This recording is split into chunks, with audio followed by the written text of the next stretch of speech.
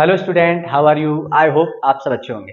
तो आज हम देखने वाले हैं class 10th NCERT mathematics chapter 10 circles, जिसको हमने कंप्लीटली फिनिश तो कर लिया है।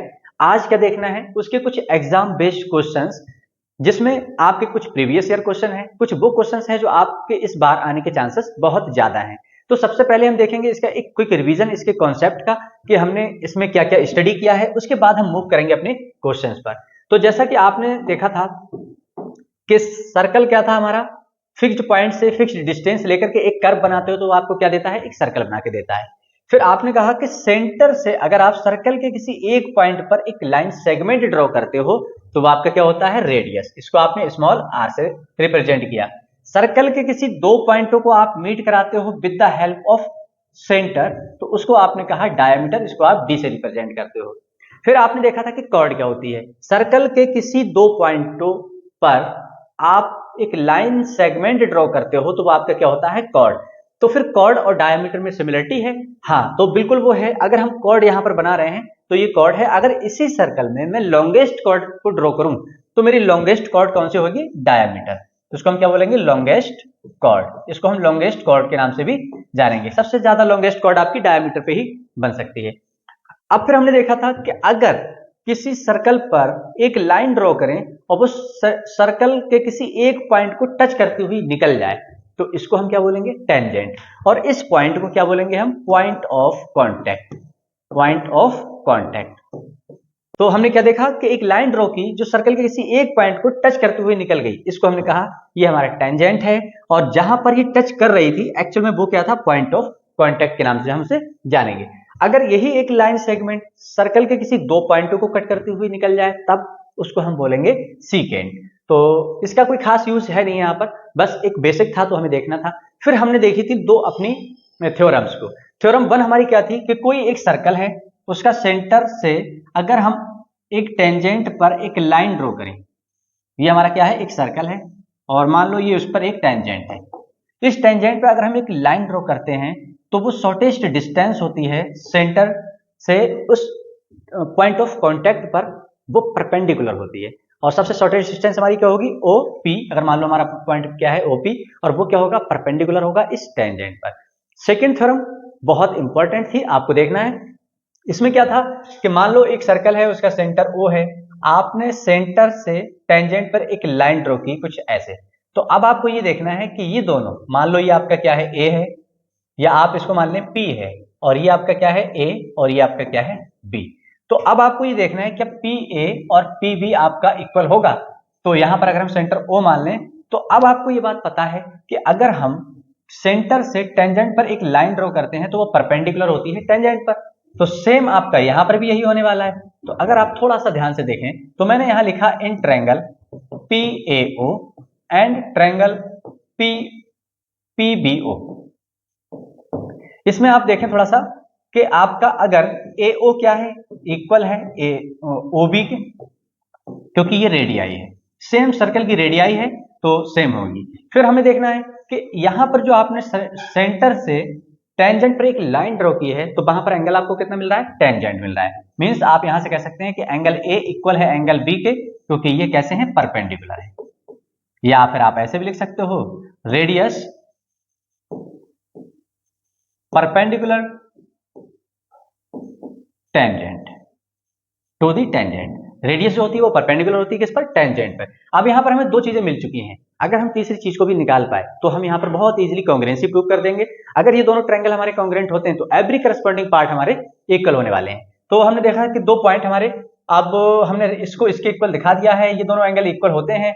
तीसरा, अगर आप देखें तो PO इक्वल टू PO, ये तो कॉमन है, और अगर ये कॉमन है तो क्या अब आप कह सकते हैं triangle PAO congruent with triangle PBO बाया RHS।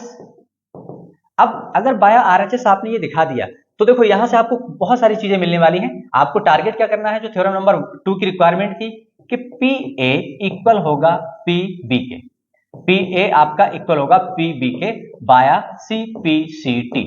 ये हमें बहुत अच्छे से तो याद रखना था कि ये रिजल्ट आपका क्या है। बट इसके साथ साथ आपको बहुत सारे रिजल्ट मिल जाते हैं यहां पर, जो आपको इसको बहुत अच्छे से उसको भी याद रखना है। मान लो ये वाला पार्ट और ये वाला, आप इसको देखें और आप इसको देखें तो ये भी इक्वल होंगे, कैसे? By reciprocity. तो यहां पर मान लो ये मेरा 1 है, ये 2 है, ये 3 है, ये 4 है, तो मैं क्या लिख सकता हूं? एंगल 1 इक्वल है एंगल 2 के और एंगल 3 इक्वल है एंगल 4 के, और ये भी कैसे हुआ है? By CPCT। तो इतना आपको बहुत अच्छे से याद रखना है। और थ्योरम नंबर 1 क्या थी? बस नॉर्मल सी थी कि आप सेंटर से टेंजेंट पर एक लाइन ड्रॉ करते हो, शॉर्टेस्ट डिस्टेंस उसको बोलते हैं, और वो परपेंडिकुलर होती है टेंजेंट पर। सेकंड थ्योरम में हमने देखा कि इन दोनों ट्रायंगल्स बनाया, इनको कॉन्ग्रुएंट दिखा दिया, फिर हमने बोला कि PA इक्वल होगा PB के, फिर हमने बताया कि एंगल 1 इक्वल होगा एंगल 2 के, एंगल 3 इक्वल होगा एंगल 4 के। तो ये था आपका कुछ बेसिक, कंप्लीट बेसिक आपका यही है जो आपको पूरे सर्कल्स में अप्लाई करना है। तो अब हम मूव करते हैं अपने उन क्वेश्चंस के साथ जो कुछ MCQs हैं और बहुत इंपॉर्टेंट क्वेश्चंस हैं। तो देखते हैं क्वेश्चन नंबर 1। इन्होंने आपसे कहा in the figure 80 is a tangent. यहां पर 80 क्या है? एक टेंजेंट है। आप जान रहे होंगे ये आपका क्या है? 80 जो एक टेंजेंट है। फिर उन्होंने कहा to the circle with centre O, उस सर्कल का जिसका सेंटर O है, such that OT equal to 4 centimetre. OT इन्होंने कितना दे रखा है? 4 सेंटीमीटर। एंड OTA, यहां पर एंगल है एक्चुअल में, ये एंगल OTA 30 डिग्री आपको ये दे रखा है, OTA 30 डिग्री है। फिर उन्होंने कहा देन 80 इज इक्वल टू, तब आपको 80 बताना है, 4 सेंटीमीटर होगा, 2 सेंटीमीटर होगा, 2√3, 4√3 सेंटीमीटर होगा। तो अब यहां से आप देख रहे होंगे कि अगर आपने सर्कल से एक लाइन ड्रॉ की इस पॉइंट A पर, तो ये टेंजेंट था, टेंजेंट पे आप लाइन ड्रॉ करते हो तो ये परपेंडिकुलर होता है, यहां से ये तो क्लियर है। अब आपको चाहिए क्या है? 80। तो आप थोड़ा सा ध्यान से देखें, यहां पर जो 90 डिग्री बना है वो तो ये एंगल है, और 90 के सामने वाली साइड क्या है? हाइपोटेनियस। इसको आप हाइपोटेनियस मान लो, ये आपके एंगल से लगा हुआ है तो बेस होगा एंगल के सामने आपका परपेंडिकुलर, मींस आपको बेस चाहिए है। तो आपने ट्रिग्नोमेट्री में बहुत अच्छे से स्टडी की थी कि अगर आपको एंगल पता है, कोई एक साइड पता है, तो बाकी की दोनों साइडें आप रेशियो की हेल्प से निकाल सकते हो। तो यहां पर आप थोड़ा सा देखें, हाइपोटेनियस पता है, आपको बेस निकालना है, तो हाइपोटेनियस और बेस किसका रेशियो था? थोड़ा सा हम रिवीजन करेंगे अपने ट्रिग्नोमेट्री का। हमने कहा था पापा बियर पियोगे हाँ हाँ बेटा, ये था आपका, जिसमें फर्स्ट वाला रेशियो किसका होता है? साइन का। सेकेंड वाला जो रेशियो है आपका वो किसका है? कॉस का। और थर्ड वाला जो रेशियो होता है वो होता है आपका टैन का। अब आप जानते हैं कि साइन का रेसिप्रोकल आपका कॉसेक होता है, तो कॉसेक इसका रेसिप्रोकल है, इसका भी आपको करना होगा। कॉस का क्या होता है? सेक, आप इसका रेसिप्रोकल कर देंगे। टेन मींस आपको अगर ये 3 याद हो जाते हैं तो आप ये बहुत अच्छे से पूरा आपने बहुत अच्छे से स्टडी किया होगा। तो अब आप देखें, मुझे बेस और हाइपोटेनियस का रेशियो बनाना है, तो बेस और हाइपोटेनियस की रेशियो कौन दे रहा है? कॉस। तो हम यहां पर क्या लगाने वाले हैं? कॉस 30 डिग्री क्या होता है? Base upon hypotenuse. अगर मैं 30 डिग्री के बेसिस पर देख रहा हूं तो बेस कितना है? 80, और अगर मैं हाइपोटेनियस की बात करूं तो सबसे बड़ी साइड मींस 4 सेंटीमीटर। तो अब आप यहां पर cos 30 की वैल्यू भी आपको याद की होगी आपने, कितनी थी? √3/2 इक्वल्स टू 80/4। तो आप चाहें तो इसको क्रॉस मल्टीप्लाई करेंगे तो 280 इक्वल्स टू 4√3। आपने इसको कैंसिल आउट किया, 2 2 जा 4, क्योंकि आपको पता है इसको उधर लेके जाओगे आपको तो अपॉन में जाने वाला है, फिर आप उसको कैंसिल आउट कर लोगे। तो यहां से आपको 80 की वैल्यू मिल रही है 2√3। साइड आपकी सेंटीमीटर में थी तो आपका 80 भी किस में निकल के आ रहा है? सेंटीमीटर में। अब आप चेक कर लें कि आपका कौन सा ऑप्शन करेक्ट है। तो यहां पर आपका जो ऑप्शन करेक्ट है वो कौन सा है? सी है। ऐसे करना था आपको इस क्वेश्चन को। अब यहां पर आप देख पा रहे होगे कि जो भी आपने पढ़ा है वो कहीं पर कुछ भी इन्वॉल्व हो सकता है। केस चल रहा है सर्कल का और यहां पर उन्होंने ट्रिग्नोमेट्री को अप्लाई करा दिया है, तो आपको सभी कॉन्सेप्ट को बहुत अच्छे से देखना है। अब देखते हैं क्वेश्चन नंबर 2, जिसमें आपको कहा गया है in figure if O is centre of a circle. यहां पर जो आपका O दे रखा है, मान लो कि ये सर्कल का सेंटर है। फिर उन्होंने कहा PQ is a cord and the tangent PR। PQ आपका क्या है? कॉर्ड है, और PR आपका क्या है? यहां पर उन्होंने दे रखा है कि टेंजेंट है। फिर उन्होंने कहा at P makes an angle of 50 degree with PQ। With PQ, P और Q के साथ ये टेंजेंट आपका 50 डिग्री एंगल बना रहा है। फिर उन्होंने कहा कि आपको निकालना है एंगल POQ, मींस आपसे ये पूछ रहे हैं POQ, आपको ये वाला एंगल बताना है।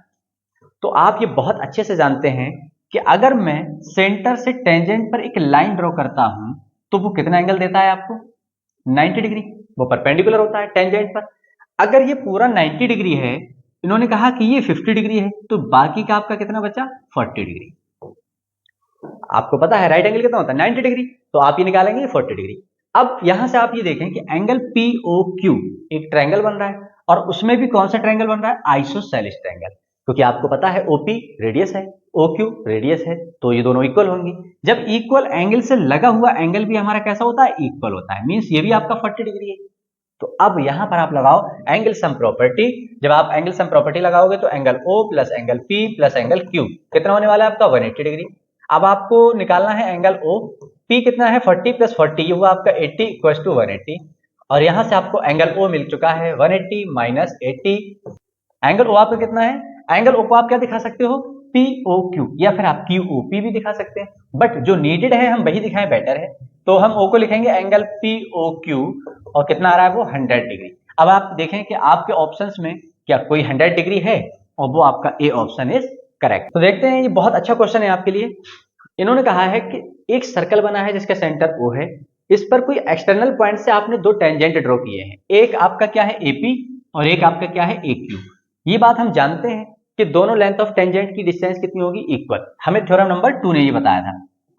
और वो 5 सेंटीमीटर दे रखा है, इट मींस ये भी आपका 5 सेंटीमीटर होगा। अब ये भी बताया इन्होंने कि ये दोनों एक दूसरे से 90 डिग्री इंक्लाइंड है। अब आपको इसकी रेडियस बताना है, तो देखो हम क्या करेंगे इसमें। मान लो ये क्या है आपका टेंजेंट, टेंजेंट अगर आपने सेंटर से एक लाइन ड्रॉ की टेंजेंट पर, तो वो कैसा होगा 90 डिग्री होगा। ये कितना होगा 90 डिग्री, और ये भी कितना होगा 90 डिग्री।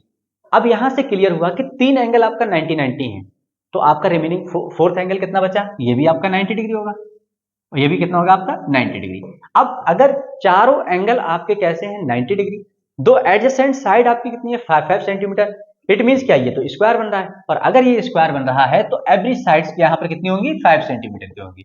तो इसका पॉइंट, इसका ऑप्शन हमारा कौन सा करेक्ट है, सी ऑप्शन करेक्ट है। यहां पर क्या बन चुका है कि स्क्वायर, और स्क्वायर की ऑल साइड्स आर इक्वल होती हैं, ऑल एंगल्स, तीन एंगल हमें देखे थे, चौथा एंगल हम अगर sum of all angle in a quadrilateral भी निकालते हैं 90 निकल के आता है। तो अब हम मूव करते हैं अपने नेक्स्ट क्वेश्चन पर। तो अब देखते हैं नेक्स्ट क्वेश्चन, ये बहुत ही ज्यादा अच्छा क्वेश्चन है, पूरा लॉजिक आपका यहाँ पर बहुत अच्छे से लगने वाला है। तो देखेंगे हम, इन्होंने कहा कि एक सर्कल है जिसका सेंटर O है, उस पर एक टेंजेंट TS ड्रॉ किया गया है। फिर उन्होंने कहा कि एक्चुअल में यहाँ पर OBA आपका 32 डिग्री है। तो अब और आपको X और Y बताना है। तो देखो आप क्या क्या जानते हैं इसमें, ये क्या है, सेंटर से आपने सरकमफ्रेंस पर कोई लाइन ड्रॉ की, वो रेडियस है और इधर भी रेडियस है, ये दोनों इक्वल है। अगर ये दोनों इक्वल है तो ये क्या बना रही है आपका आइसोसेलेस ट्रायंगल बना रही है। आइसोसेलेस ट्रायंगल में क्या होता है, इक्वल साइड्स से एडजेसेंट एंगल भी आपके इक्वल होते हैं। ये एंगल आपका कितना हुआ 32 डिग्री, बट आपको चाहिए x। आप ये भी जानते हो कि सेंटर से आपने सरकमफ्रेंस पर कोई लाइन ड्रॉ की या टेंजेंट पर कोई लाइन ड्रॉ करते हो तो वो परपेंडिकुलर होते हैं एक दूसरे के। आपको ये पूरा एंगल पता है, चाहिए क्या है आपको x। तो आप थोड़ा सा ध्यान से देखें, क्या मैं एंगल x को ऐसे लिख सकता हूं 90 माइनस 32, अरे भाई टोटल मेरा 90 है, इसमें से माइनस 32 में माइनस कर दूंगा तो रिमेनिंग एंगल मुझे मिलने वाला है, और वो रिमेनिंग एंगल है क्या मेरा x है।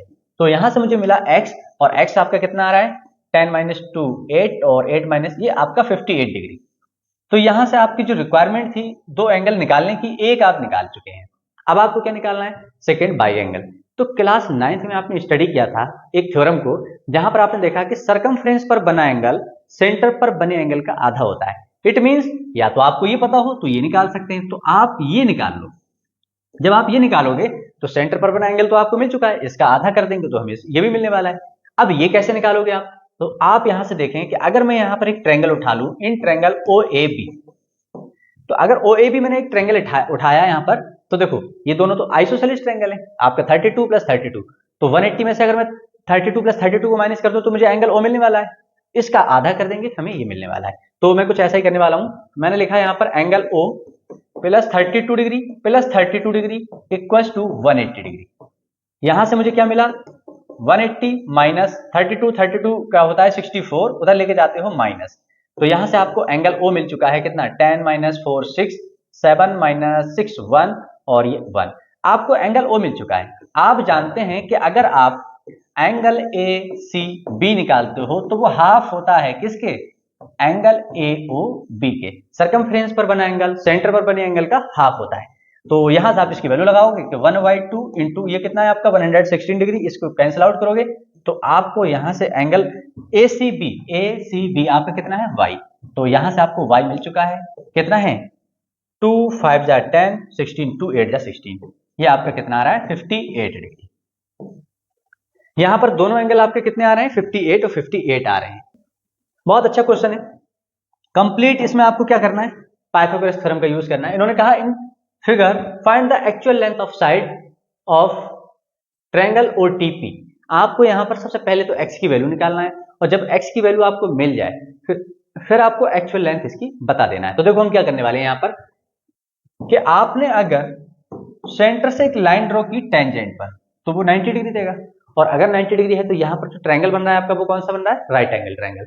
तो राइट एंगल ट्रायंगल में हमने देखा कि अगर हम यूजिंग पाइथागोरस करें, यूजिंग पीजीटी पाइथागोरस थ्योरम, तो वो क्या होता है, हाइपोटेनियस का स्क्वायर इक्वल होता है परपेंडिकुलर का स्क्वायर प्लस बेस के स्क्वायर के। अब हाइपोटेनियस 90 डिग्री के सामने वाली साइड को हम बोलते हैं हाइपोटेनियस, और वो कितना है आपका x+2 का होल स्क्वायर। परपेंडिकुलर किसी को आप मान लो, आपने माना कि x-6 है, प्लस बेस कितना है आपका x+1। अब यहां से आप सॉल्व करेंगे और x की वैल्यू को निकालेंगे। फिर x की वैल्यू जब आपको मिल जाती है तो आप बहुत इजीली इसकी सभी साइडों को बता सकते हो। तो यहां पर अगर मैं इसको ओपन करता हूं तो a+b का होल स्क्वायर जानते हैं आप, a का स्क्वायर पहले वाले का स्क्वायर प्लस सेकेंड टर्म का स्क्वायर प्लस तीनों की मल्टीप्लाई, तीन कौन कौन, ये आपकी पावर और ये दोनों आपकी टर्म इंटू 2। सेम आप इसमें लगाने हैं a-b का होल स्क्वायर, तो फर्स्ट टर्म का स्क्वायर प्लस सेकेंड टर्म का स्क्वायर, माइनस है तो माइनस लगाओ, तीनों की मल्टीप्लाई कर दो, प्लस आप यहां से करेंगे तो फर्स्ट वाले का स्क्वायर प्लस सेकंड टर्म का स्क्वायर प्लस तीनों की मल्टीप्लाई करेंगे।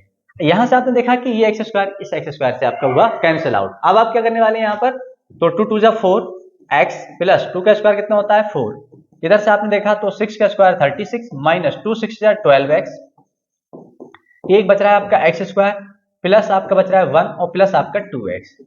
अब आप सबको एक साइड ले आओ और यहां से एक क्वाड्रेटिक इक्वेशन बन गई है। क्वाड्रेटिक इक्वेशन सॉल्व करने का मीन्स है कि आपको यहाँ पर x की दो वैल्यू मिलने वाली है। अब उन दोनों में से हमें देखना है कि कौन सी वैल्यू एडजस्टेबल है और कौन सी वैल्यू इस पे सेटिस्फाई नहीं कर रही है अपने सॉल्यूशन को। तो देखेंगे हम यहाँ पर हमने लिखा 36 में से अगर मैं 1 को ऐड कर देता हूँ तो सबसे पहले तो हमने एक्स स्क्वायर लिखा, फिर हमने लिखा माइनस का 12x और प्लस का 2x, बचा आपका माइनस का 10x प्लस का 30x 36 है प्लस का 1 है 37। अगर मैं इसको इधर लेके आ रहा हूं तो प्लस का 4x हुआ माइनस, प्लस का 4 हुआ माइनस, तो अब इक्वल में क्या बचता है आपका 0। अब यहां पर आप इसको सॉल्व कर लो, तो ये कितना है आपका एक्स स्क्वायर माइनस 14x और ये कितना आ रहा है आपका प्लस का 33 इक्वल टू 0। यहां पर क्वाड्रेटिक इक्वेशन को आपने बहुत अच्छे से स्टडी किया था। 3 पॉइंट हैं आपको जो याद रखना है। फर्स्ट पॉइंट कौन सा होता है कि लास्ट इनटू फर्स्ट की आपको करना है मल्टीप्लाई। सेकंड पॉइंट होता है आपका कांस्टेंट को आपको देखना है साइन, कांस्टेंट का साइन क्या है प्लस, और ये बताता है आपको ऐड करने पर। थर्ड आपका क्या है मिडिल टर्म को स्प्लिट करना, जो कितना है आपका 14। तो अब आप 33 के ऐसे फैक्टर करिए कि जब आप उन दोनों फैक्टर को ऐड करो तो आपका कितना हो जाए 14 और मल्टीप्लीकेशन करो तो आपका आ जाए 33। तो आप समझ रहे होंगे कि हम 11 इंटू 3 इसके दो ही फैक्टर हो सकते हैं, और इन दोनों को अगर हम ऐड कर रहे हैं तो 14 भी आ रहा है, मल्टीप्लाई कर रहे हैं तो 33 भी आ रहा है। मीन्स ये आपका फैक्टर है और यहां से हम देखेंगे इसको सॉल्व करेंगे। तो 11 ऑलवेज एक चीज और याद रखना है, ग्रेटर नंबर को आपको पहले लिखना है। तो यहां पर हमारा क्या कितना आ रहा है 11 plus 3x plus 33 equal to 0। यहां से आपने इसको ओपन किया तो माइनस के 11x plus minus minus 3x plus 33 equal to 0। यहां पर आपके 4 टर्म्स बन चुके हैं, 2 2 में सेपरेट करो और कॉमन ले लो। यहां से हमने लिया x कॉमन तो हमारा बचा x माइनस 11, जो साइन होता है वही लेते हैं, 3 को कॉमन ले लिया, बचा कितना x। यहां पर साइन कॉमन लेते हो माइनस तो अंदर वाला साइन करना होगा आपको चेंज इक्वल टू 0। और अब यहां से आपको थोड़ा सा स्पेस चाहिए होगा तो हम यहां देख रहे हैं, यहां से हमने देखा कि x माइनस 11 दोनों तरफ है कॉमन, तो हमारा रिमेनिंग कितना बचा x और ये माइनस का 3 इक्वल टू 0। अब आपने देखा कि इन दोनों ब्रैकेट्स का प्रोडक्ट 0 का मीन्स क्या है कि या तो आपका फर्स्ट वाला ब्रैकेट 0 रहा होगा या फिर आपका सेकेंड वाला ब्रैकेट 0 रहा होगा। अगर ये 0 है तो x की वैल्यू 11 प्लस की हो गई, और अगर ये 0 है तो x की वैल्यू हो गई 3। तो अब आपको ये देखना है कि ये दोनों वैल्यू मे बी कि दोनों वैल्यू यहां पर सेटिस्फाई कर जाए, बट आपको ये चेक करना होगा। तो हम सबसे पहले 3 को उठा रहे हैं। अगर मैं 3 को यहां पर अप्लाई करता हूं तो 3 प्लस 2 5 आ रहा है, 3 प्लस 1 4 आ रहा है, 3 माइनस 6। क्या कभी भी आपकी कोई सी साइड निगेटिव हो सकती है? लेंथ कभी निगेटिव हो ही नहीं सकती। मींस आपको इस वैल्यू को करना होगा निगलेक्ट, ये वैल्यू सेटिस्फाई नहीं कर रही है, हम बोलेंगे इसको निगलेक्टेड। तो अब आपको क्या करना है 11 की वैल्यू लगा दो, और 11 वैल्यू लगाने के बाद आपको क्या मिल रहा है सब वैल्यू मिल जाएंगे। 11 प्लस 1 आपका 12 हुआ, 11 प्लस 2 आपका 13 हुआ, 11 माइनस 6 करते हुए आपका 5 आ रहा है।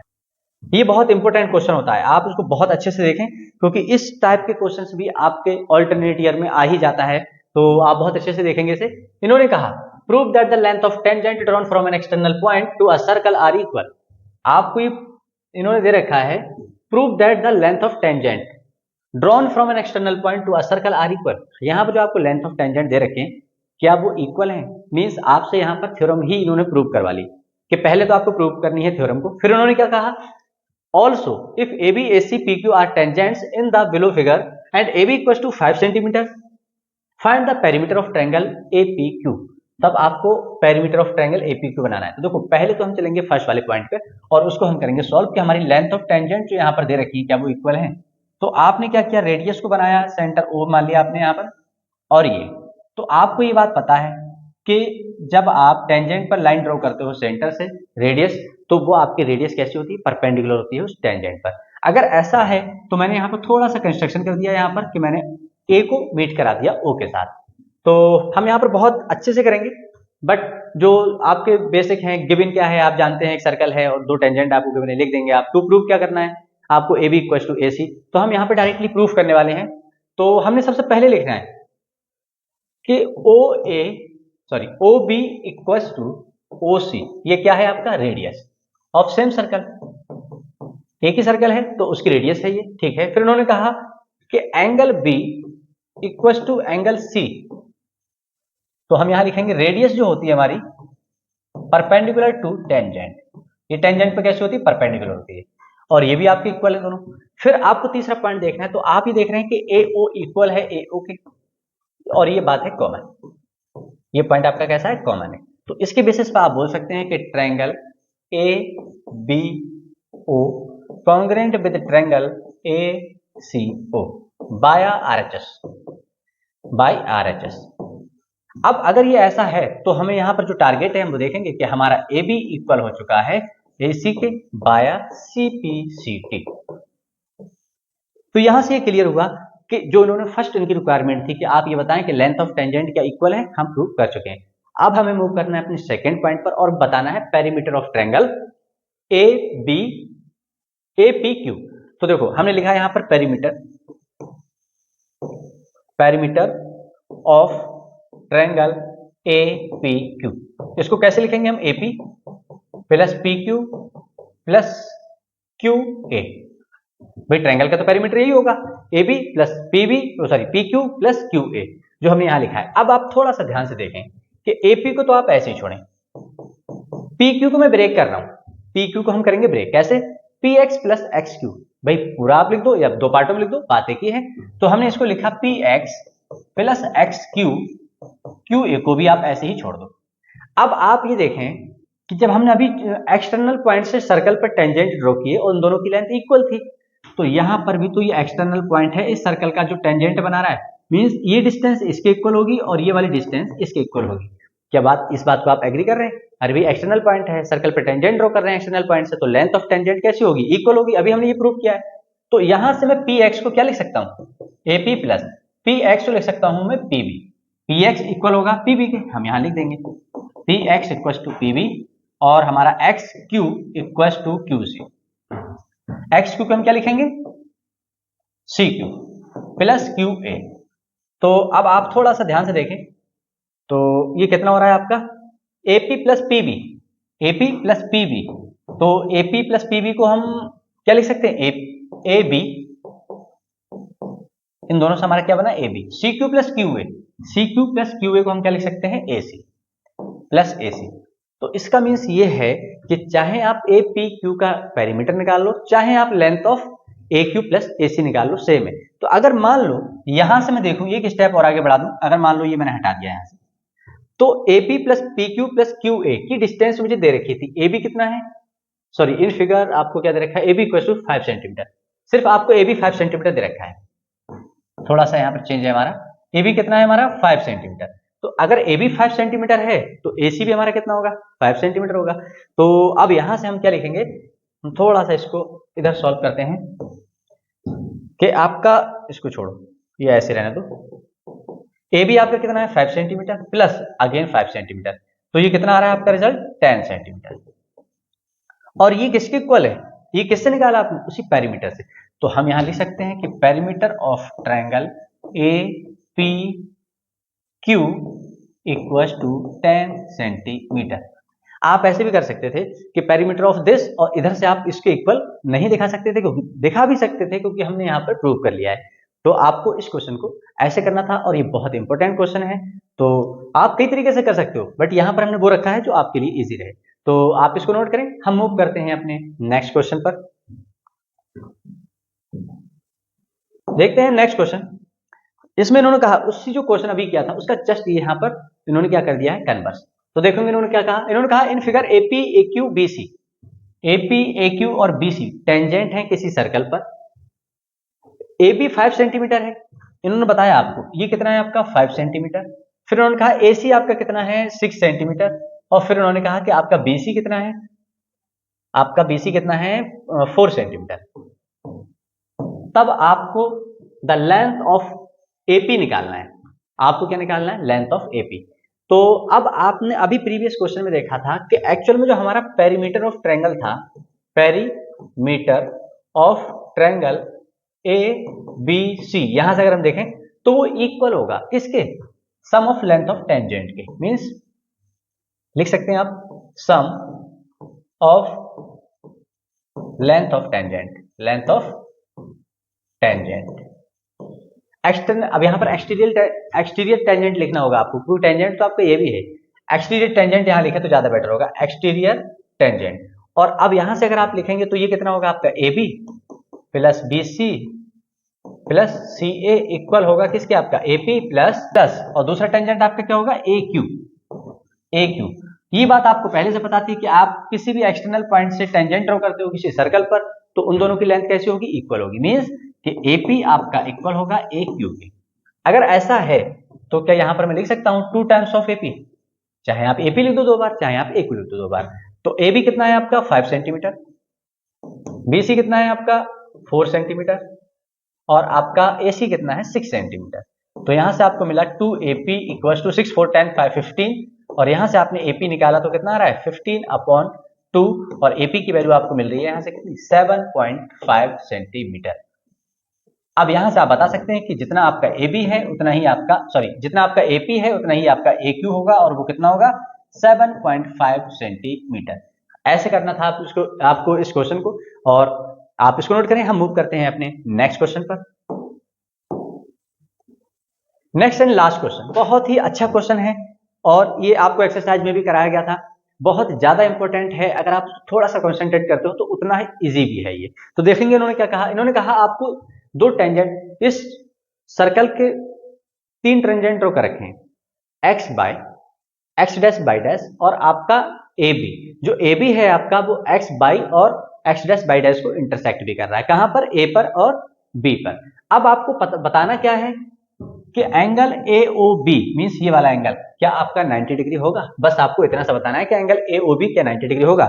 तो देखो हम यहां पर बहुत ही इजीली करने वाले हैं इसको। मान लो मैंने इस सेंटर को यहां पर, एक सेंटर से मैंने टेंजेंट पर एक लाइन ड्रॉ की OC पर। अब आपको पता है क्या करने वाले हैं आप इसका, कि इस पार्ट को अगर मैं कॉन्ग्रुएंट दिखा दूं तो मुझे यहां पर कुछ एक एंगल है, मान लो मैंने माना 1, और ये मैंने माना 2, ये 3 है, और ये 4 है। तो मींस अब आपको क्या प्रूव करना है, angle AOB means angle 2 plus angle 3 का सम 90 डिग्री आ जाए। तो देखो हम क्या करने वाले हैं, यहां पर मैंने लिखा in triangle OPA and triangle OCA। इन दोनों में अगर मैं देखूं तो OP मेरा इक्वल होगा OC के। ये क्या है, रेडियाई ऑफ सेम सर्कल। ठीक, फिर उन्होंने कहा कि अगर हम AO की बात करें तो वो AO के इक्वल होगा। कैसे, आपको पता है क्या है, कॉमन है ये कैसा आपका कॉमन है। अब तीसरा पॉइंट आप देखें, किसी भी टेंजेंट पर आप सेंटर से एक लाइन ड्रॉ करते हो, जो रेडियस होती है वो परपेंडिकुलर होती है। मींस यहां पर आप क्या दिखाने वाले हैं कि आप ये भी दिखा सकते हो, या फिर आपके पास तीसरा एक ऑप्शन और भी है, आप ये भी बता सकते हो, हम इसी वाले थर्ड वाले को लेके चल रहे हैं, कि लेंथ ऑफ टेंजेंट जो होती है एक्सटर्नल पॉइंट से किसी सर्कल पर वो इक्वल होती है। मींस मैं दिखा सकता हूं यहां पर कि AP इक्वल है AC के।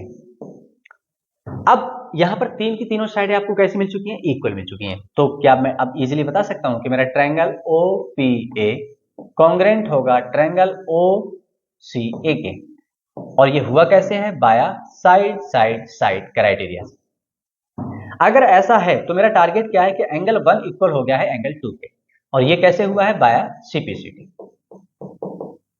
अब यहां से अब आपको पता है कि एंगल 1 और एंगल 2 आपके इक्वल हो चुके हैं। क्या सेम प्रोसेस आप इसमें अप्लाई कर सकते हो? तो हम सेम प्रोसेस अप्लाई ना करते हुए क्या ये लिख सकते हैं सिमिलरली?